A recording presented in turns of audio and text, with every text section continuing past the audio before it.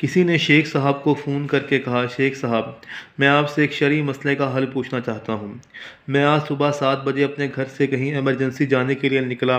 Parking lot में जाकर देखा तो कोई साहब मेरी गाड़ी को अपनी गाड़ी के पीछे लगाकर बंद कर गया था।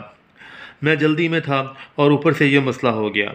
अभी मैं अपना माथा पकड़े खड़ा कुछ कोई हल सोच रहा था कि एक सूडानी साहब मेरी मदद को आए।